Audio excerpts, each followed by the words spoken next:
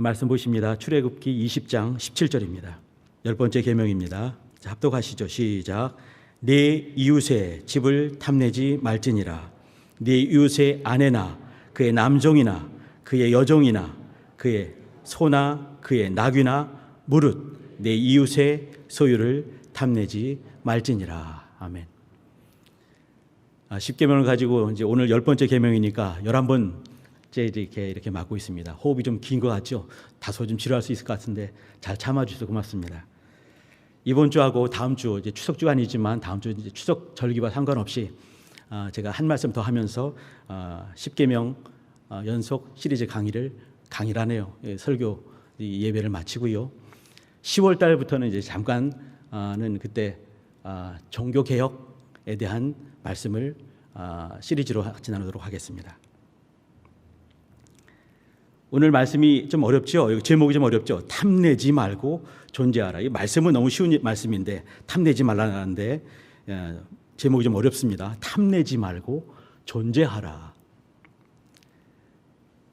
제목을 제가 잡을 때는 이렇게 글자 수가 많을 때는 고민이 많이 됩니다. 요 제목도 이렇게 두 줄 안 되면 넘기면 안 될 것 같고 한 줄로 한 12글자로 12, 13, 14, 15개를 넘지 말아야지 이런 강박이 있어요. 왜 그런지 모르겠습니다. 그래서 이제 이렇게 원래 제목은요.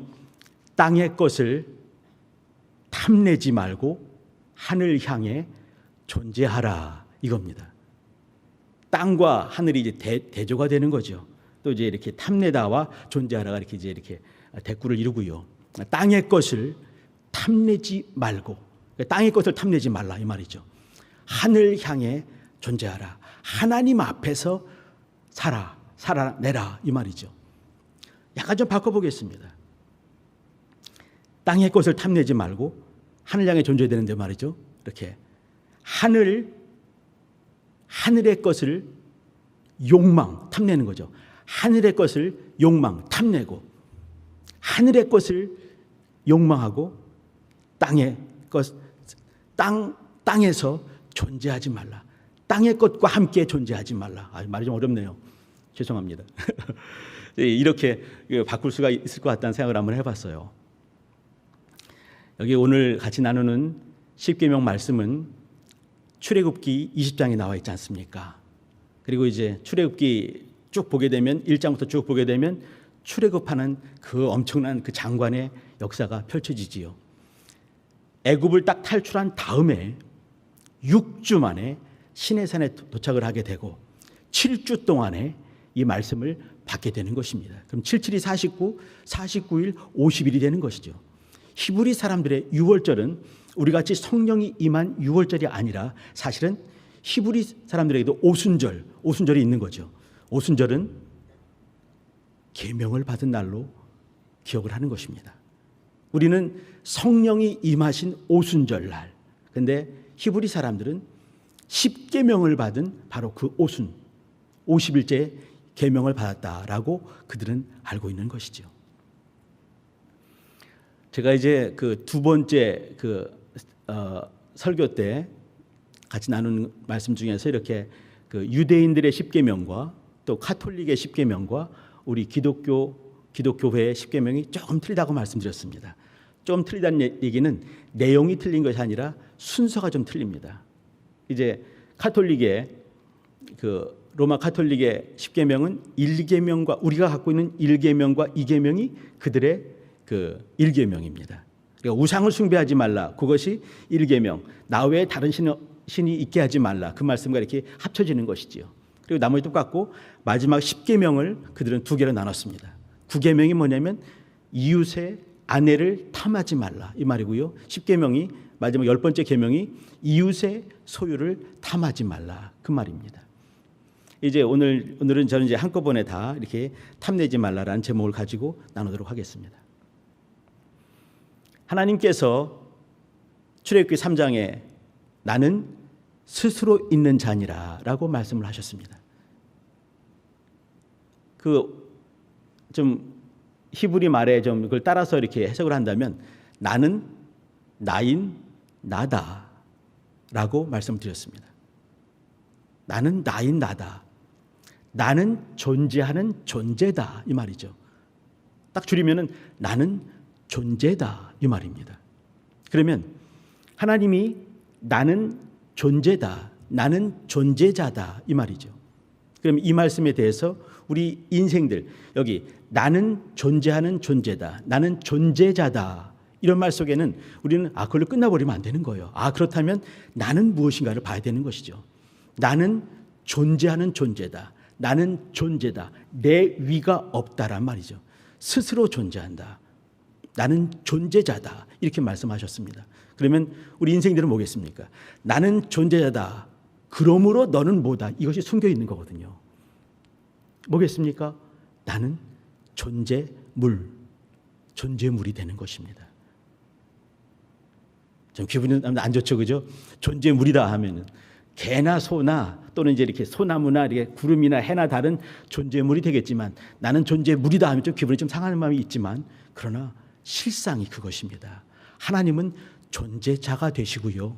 우리 인생들, 우리 성도님들과 저는 존재물입니다. 그러면 존재물은 어떻게 살 수 있을까요? 어떻게 존재할 수 있을까요? 오늘 제목이 그것입니다. 하늘 향해 존재하는 것이에요. 하나님을 견고히 바라볼 때, 하나님이 존재자이심을 인정할 때, 그때 나는 존재할 수 있는 것입니다. 그때 나는 존재물이 되는 것이지요. 그 골로새서 3장 5절에 가게 되면 이렇게 말씀되어 있습니다. 땅에 있는 지체를 죽이라. 땅에 있는 지체를 죽이라. 지체가 땅에 있는 지체가 뭐겠습니까? 곧 뭐냐면 음란과 부정과 사욕과 악한 정욕과 탐심이니라. 탐심은 우상 숭배니라 라고 사도 바울이 고린도 교회에 쓰는 서신에 써놨습니다. 땅에 있는 지체가 뭐겠습니까? 우리의 몸뚱아리거든요. 근데 우리 몸뚱아리는 뭐로 이루어졌나요? 오늘 말씀처럼 음란과 부정과 사욕과 악한 정욕과 탐욕, 우리는 이것으로 이루어졌다는 얘기예요. 그렇기 때문에 이것을 하나씩 죽일 때 주님이 그걸 기뻐하시는 거죠. 존재자께서 존재의 물이 존재자이신 그분이 무엇을 원하는지 알고 하나씩 죽여갈 때 그것을 기뻐하는 것이에요. 오늘은 10번째 계명을 나누고 있습니다. 10번째 계명은 탐심에 대한 얘기입니다. 탐욕에 대한 얘기죠. 그 탐욕은 우리의 지체라는 것이에요. 우리 인생이 뭐로 만들어졌냐면 음란과 사욕, 악한 정욕, 탐심, 그것이 너희들이니라. 근데 우상숭배, 탐심이 곧 우상숭배다. 탐심을 죽이란 얘기죠. 어떻게 가능한가? 오늘 그 얘기에 이렇게 집중하시면 될 것 같습니다. 어떻게 가능할 것인가? 우리 한국 사회에 대해서 잠깐 한번 생각해보고 넘어가야 될 것 같습니다. 한국 어떤 사회인가? 지난주에 제가 아들내미를 만났습니다. 장가간 아들이에요. 아들 만나는데 이제 이렇게 사는 얘기 막 하죠. 이게 뭐겠습니까? 아빠 뵙고 싶어요. 이렇게 말했을 때는 좋은 일이 있으면 저 안 부릅니다. 슬프고 힘들고 어려운 일일 때만 이제 아빠를 부르는 거죠. 이제 가서 이제 같이 밥 먹는데 얘기를 듣습니다. 여러 얘기 듣는 거죠. 근데 그런 얘기 중에 또 하나가 뭐냐면 자기 선배가 회사에 있는 선배가 이제 그 집을 산 거예요. 집을 살 때 이제 그 젊은 친구들이 무슨 돈이 있겠습니까? 그래도 이제 있는 거 없는 거 또 아버지한테 돈도 받고 이제 2억을 모았다는 거예요. 근데 집은 억수로 비쌉니다. 요즘 아시지요? 또 이제 이렇게 그 결혼했으니까 아내 된 사람이 또 3억을 또 빌리고 자기도 3억을 빌리고 3억을 빌리고 6억을 빌렸단 말이죠. 그러면 이 사람은 직장이 괜찮은 사람인 거예요. 아무나 꿔주겠습니까? 요즘에 돈 안 꿔주잖아요.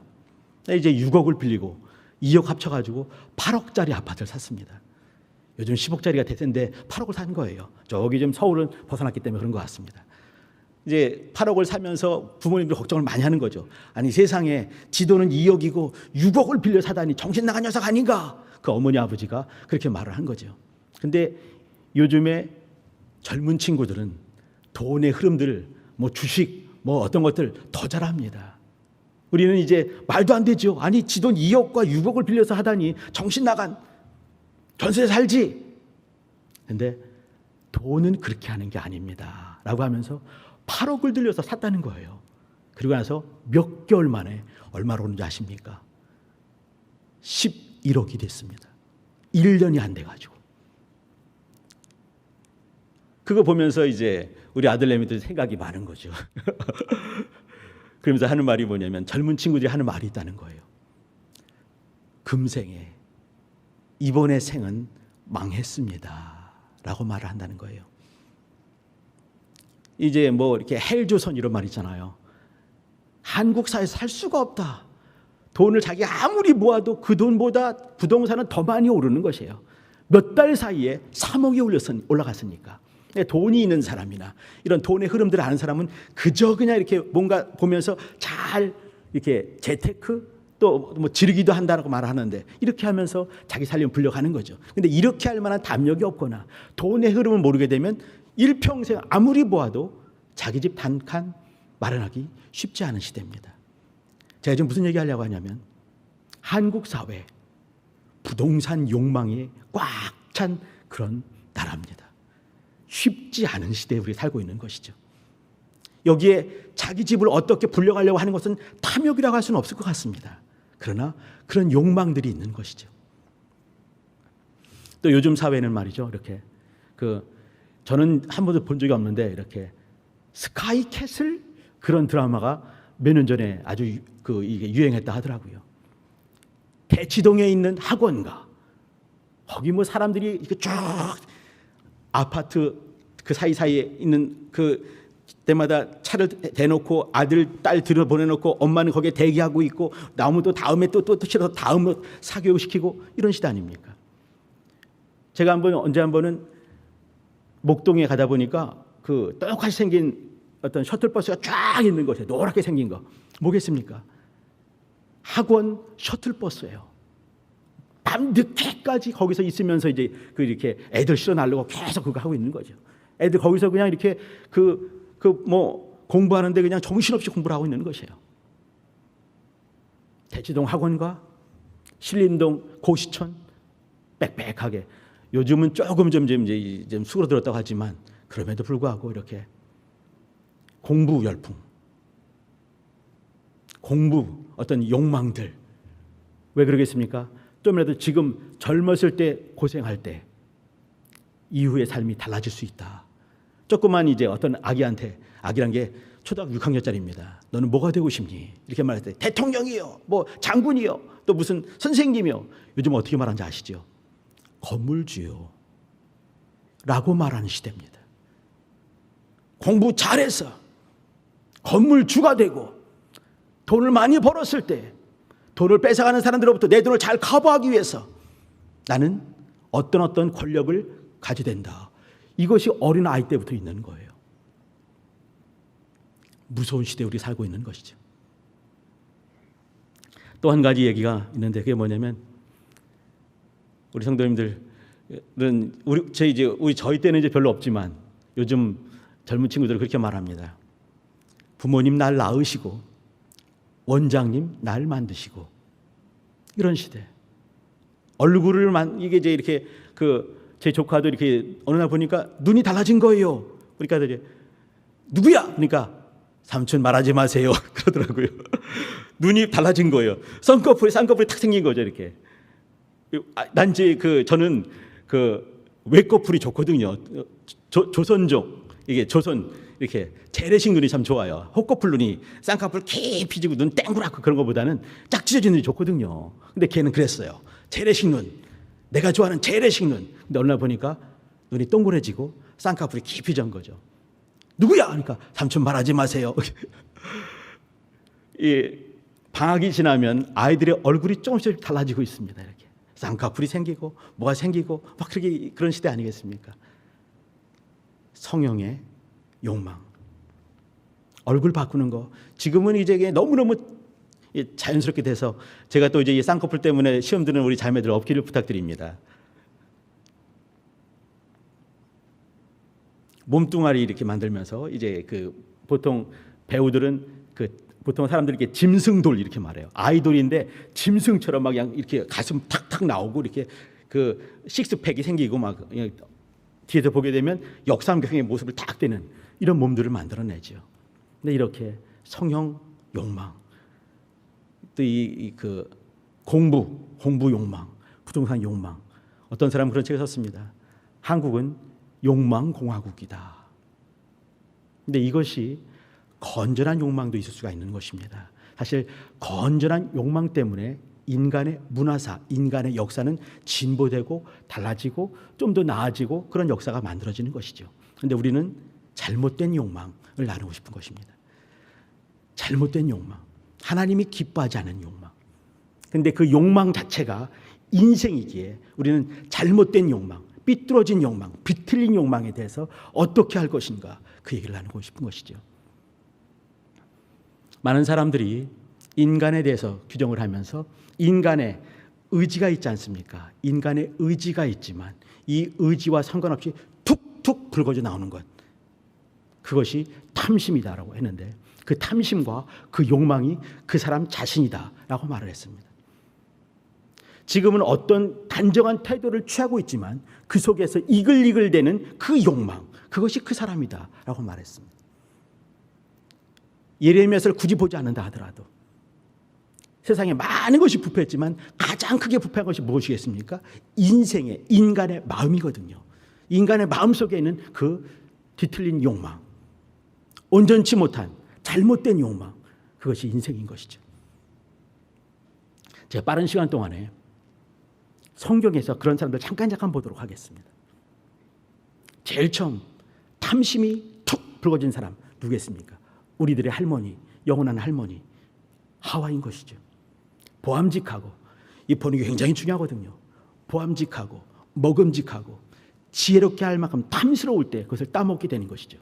그 따먹었을 때 그 속에 저 뒤에 무엇이 있겠습니까? 따먹지 말라라고 말씀하신 그 말씀이 있는 것이에요. 그 말씀이 있지만 그 말씀에 반해서 비틀린 욕망, 잘못된 욕망을 사용하는 것입니다. 여호수아 7장에 보게 되면 여리고성에 들어간 다음에 하나님께서 모든 것을 다 태워버려라, 진멸시켜라 이렇게 말하는데 또 불구하고 금덩어리 하나와 시날산 외투를 숨긴 아간이라는 사람이 있습니다. 거기 보면 그렇게 나와 있습니다. 보고 탐하여 취하니라. 이것이 인생들이 죄를 범하는 순서입니다. 보고 탐하고 취해버리는 것입니다. 어느 순간에 브레이크가 확 잡혔다 한다면, 주의 말씀이 탁 떠올랐다 한다면, 보았을 때 탁 보지 말아야지 한다면, 탐심이 확 일었을 때 이것은 아니지, 하나님 기뻐하지 않으시지 한다면, 취하려고 손이 가려고 했을 때 하나님이 기뻐하지 않으시지 한다면, 이런 브레이크가 잡힐 수 있었다 한다면 아간이 안 됐을 것입니다.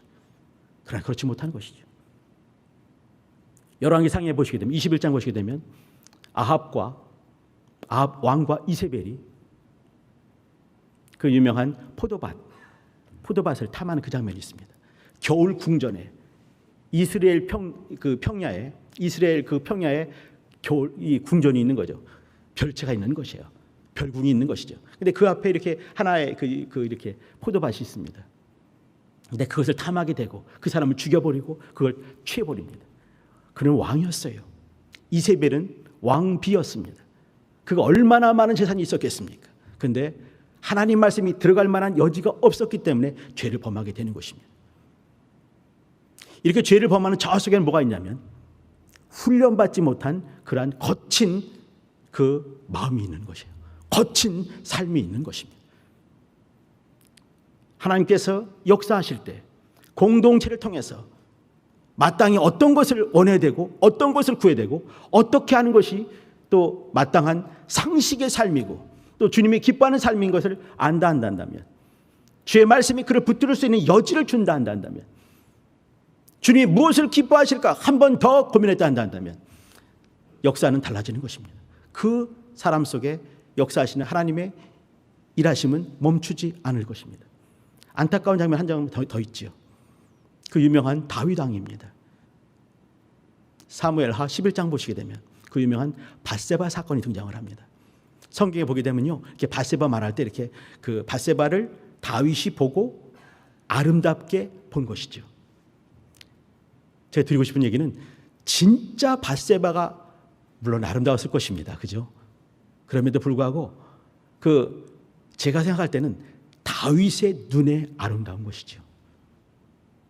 그 아름다움은 탐심과 또 인간의 거친 욕망과 비틀려진 그 욕망으로 보는 그 눈에는 아름답게 보인 것이죠. 얼마만큼요?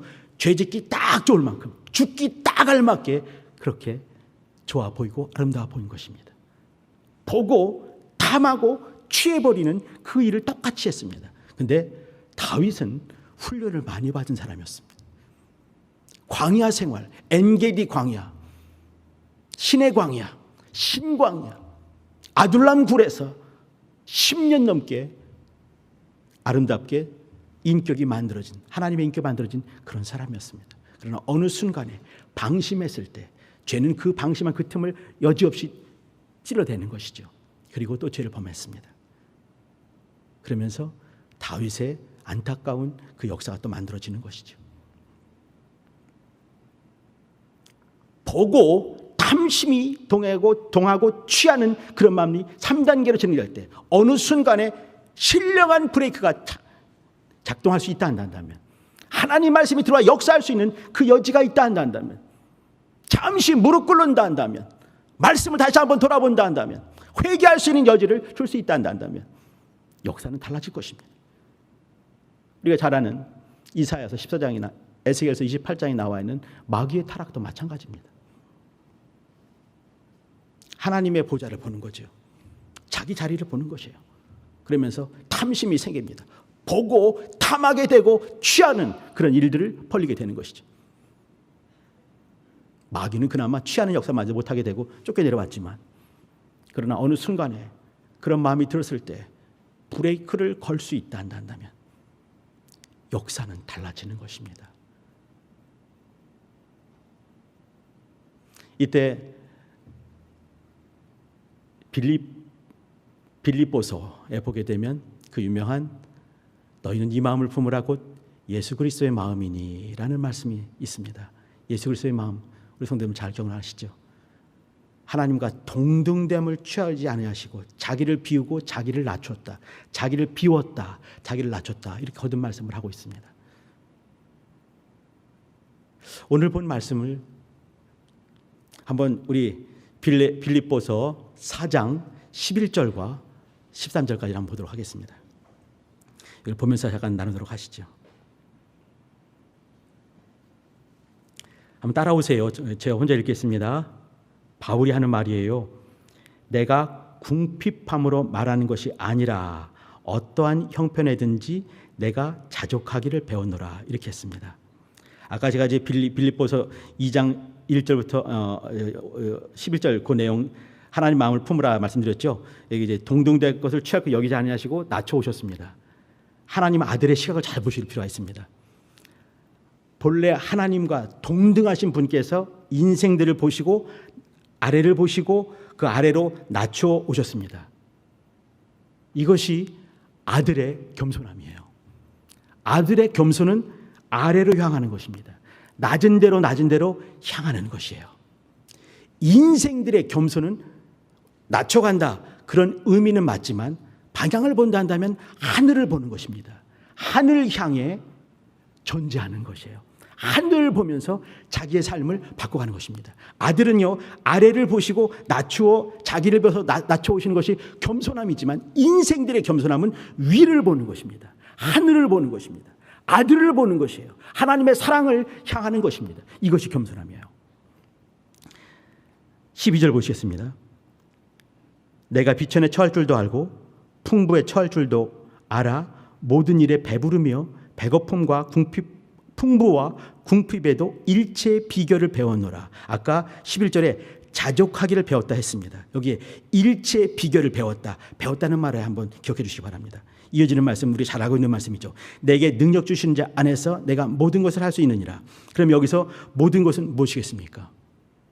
보통 우리는 13절만 외웁니다. 내가 능력이 잘해서 내가 모든 걸 할 수 있다. 그랬더니 내가 공부하면 또 1등하고 돈 투자하면 뭐가 되고 또 기도할 때마다 뭐가 이루어지고 이렇게 생각을 하죠. 근데 사도 바울이 말한 것은 뭐냐면 비천에 처하는 것입니다. 궁핍에 처하는 것이에요. 배고픔에 처하더라도 자족할 수 있는 것이에요. 그것을 모든 것을 할 수 있다라고 말을 한 것입니다. 물론 이제 좋은 면도 많이 있겠지요. 그러나 먼저는 뭐냐면 바로 그것입니다. 중요한 것은 뭐냐면 자족하기를 배웠다, 일체 비결을 배웠다라고 말한 바로 그 대목입니다. 됐습니다. 자, 여기서 우리 현대 사회를 잠깐 볼 필요가 있을 것 같아요. 우리는 늘 보는 게 뭐겠습니까? 핸드폰 하루에 12번이 아니라 수십 번 보죠. 그죠? 잠자기 전에 보고 또 일어나서 또 보고 매 순간마다 우리는 핸드폰이 없으면 삶을 이뤄갈 수 없을 만큼 핸드폰 봅니다. 컴퓨터 매일 보죠. TV 많이 보죠. 미디어에 엄청나게 많이 노출되어 있습니다. 우리가 하나님 말씀을 향해, 하나님을 향해, 하늘 본향을 향해 노출되어 있는 것보다 더 많이 노출되어 있어요. 그러면서 이런 핸드폰 또 TV 컴퓨터가 요구하는 그러한 인간상에 가까이 다가가고 있는 저의 모습들을 제가 화들짝 놀라면서 보고 있습니다. 탐심을 내게 만들고 욕망을 부추기는 그러한 미디어물, 핸드폰, 컴퓨터, 또 TV 여기에 무한정으로 노출되어 있는 것이죠. 그러면 내가 지금 어떤 사람이 되고 있는가? 주님이 기뻐하는 그 사람이 되고 있는가?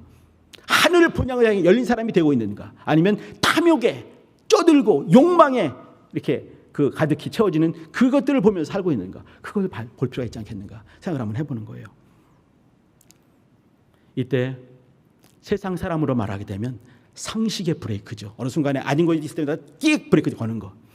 좋은 차가 뭔지요? 성도님들 아시지요? 좋은 차. 제가 좋은 차를 많이 못 타봤습니다. 근데 어떤 차를 타다 보니까 말이죠. 이렇게 막 차를 타고 가다가 차선을 딱 밟았을 때 삐비비비비비비 이렇게 벨이 울리더라고요.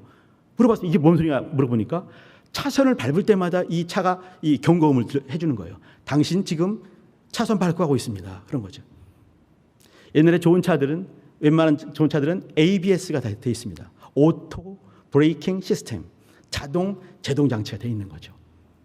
브레이크를 밟았을 때 이게 확 잘못 밟으면 이게 차가 돌거나 뒤집히거든요. 근데 이것이 자동으로 알아서 브레이크를 밟아주는 것이에요. 요즘은 ABS가 아니라 AEBS가 있습니다. E는 뭐냐면 이머전시예요. 자동 긴급 제동 장치. 앞에 차를 몰고 간 사람이 갑자기 졸았습니다. 앞에 차가 있어요. 그러면 알아서 차가 멈추는 것을 이 차에 장치를 해놓은 거죠. 좋은 차는 제동장치가 아주 훌륭한 차입니다. 슈퍼카는 제동장치가 울트라 슈퍼만큼 좋은 것이에요. 이 운전자를 최대한 보호하기 위해서 긴급하게 움직이고 차선 밟을 때 또 졸고 있을 때 그걸 알려주고 그렇게 보호하는 것이죠. 신앙생활 잘하는 사람은 신령한 제동장치가 안에 있는 자입니다. 말씀 때문에 하나님이 자기를 사랑하기 때문에 하나님이 나를 사랑해서 내가 하나님을 사랑해서 내가 하늘 본향을 바라보면서 존재하기 때문에 세상의 탐심에 잡히지 않는 것이죠. 내가 지금 어디에 잡히는가를 봐주시기 바랍니다. 소유함이 많이 있을 때는 구속되는 것이 많이 있는 것이에요.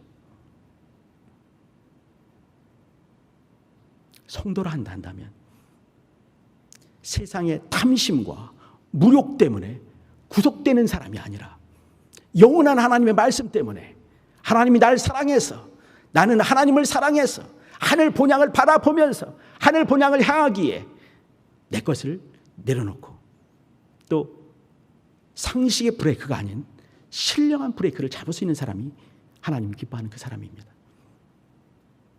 아까 훈련 얘기를 잠깐 했는데 배웠다고 했는데 아까 사도 바울이 나는 일체 비결을 배웠노라. 자족하는 비결을 배웠다 이렇게 했습니다. 그럼 사도 바울이 어디서 배웠겠습니까? 공동체에서 배우는 것입니다. 공동체라면 어디겠습니까? 교회라는 것이에요. 오늘 말씀이 네 이웃의 집을 탐내지 말라 이렇게 했는데 이걸 좀 더 이렇게 그 성경 본문에 따라서 제가 해석을 해드립니다. 어떻게 되냐면 이렇게 돼 있어요. 탐내지 말라 내 이웃의 집을 탐내지 말라. 내 이웃의 아내와 그의 남종과 그의 여종이나 그의 소나 그의 나귀나 무릇 그 이웃의 소유를 이겁니다. 탐내지 말라. 무엇을 탐내지 말라. 무엇을 이렇게 했습니다. 우리 여성분들 기분 나빠하지 마시기 바랍니다. 이 성경이 쓰여졌을 때가 3,500년 전입니다. 그 당시는 말이죠. 여자 또 자녀들은 남자의 소유처럼 여겼습니다. 그렇기 때문에 내 이웃의 아내와 남종과 여종과 소나 나귀 한꺼번에 다 들어가 있는데 소유 개념이기 때문에 그렇습니다. 근데 중요한 것은 뭐냐면 내 이웃입니다. 하나님께서 이 말씀을 주셨을 때는 중요한 것이 이스라엘 공동체, 히브리 공동체, 히브리 노예 아니겠습니까? 히브리 공동체를 만드시는 거예요. 공동체 내에서 사랑하는 방법, 어떻게 하면 하나님의 백성, 하나님의 자녀로서 온전한 사람이 될 것인가? 그것은 소유, 이웃의 소유를 존중하여 하라. 탐하지 말라 속에 어떤 게 있냐면 그럼 어떻게 탐하지 않겠습니까? 존중하는 것이에요. 존귀 여기는 것입니다. 이웃을 사랑하기 위해서는 이웃의 남자뿐만 아니라 그의 아내까지 또 남종, 여종, 그의 자녀죠. 자녀와 남종과 여종과 소유물까지 존중하고 사랑해서 귀히 여기면서 이웃을 사랑하면서 공동체를 이루어라 라고 말한 것입니다. 그러면 탐하지 않기 위해서는 사랑하고 존중하고 존귀히 여기는 것입니다. 그러기 위해서는 제일 중요한 게 뭐겠습니까? 신령한 브레이크가 있는 것입니다. 신령한 브레이크. 하나님이 나를 사랑하신다라는 브레이크. 내가 하나님을 사랑한다라는 브레이크. 나는 하늘 본향을 향해 존재한다라는 브레이크. 땅의 것에 잡히지 않겠다라는 브레이크. 내가 내 가정을 사랑해서 내가 나를 사랑한 것처럼 내 가정을 사랑하고 공동체를 사랑해서 공동체의 소유를 사랑하며 신령한 브레이크가 잘 잡힐 수 있게 하겠다라고 각오하는 것입니다. 욕망공화국에 살고 있습니다. 우리 성도님들은 욕망공화국에 잡히지 않고 하나님 말씀에 붙들림 받은 그런 사람 되시길 부탁드립니다. 그러기 위해서 우리 교회는 말이죠. 지금 이제 우리가 성만찬을 하지 않고 있습니다. 그런데 가장 중요한 예배에서 최고의 중요한 부분이 뭐냐면 사실은 성만찬입니다. 초대교회 때도 떡을 떼기 위해서 성만찬을 하기 위해서 모였습니다. 떡을 뗀다는 의미는 뭐냐면 하나님의 사랑을 받는 것이에요. 예수의 살과 피를 먹는 것이죠. 말씀에 지배받는 것입니다. 또 떡을 떼어 먹으면서 갓 떼어 먹는 우리 형제 자매들이 나와 한 몸이라는 것을 지켜가는 것입니다. 성만찬 공동체인 것을 잊지 않는 것이죠. 그러면서 주의 사랑을 충만히 경험하는 것입니다. 우리 성도님들 신령한 브레이크를 잡을 수 있게 하시기 부탁드립니다. 탐심보다는 하나님의 나라를 그리워하는 하늘 본향을 향하는 사람으로 발견되시기 부탁드립니다. 그리고 우리 교회는 성만찬 공동체인 것을 잊지 마시기 부탁드립니다. 나는 예수의 살과 예수의 피를 경험하는 바로 성만찬의 사람이다. 성만찬 공동체다. 나와 내 가정은 이와 같은 하나님의 사람들이다 라는 것을 기억해 주시기 부탁드립니다.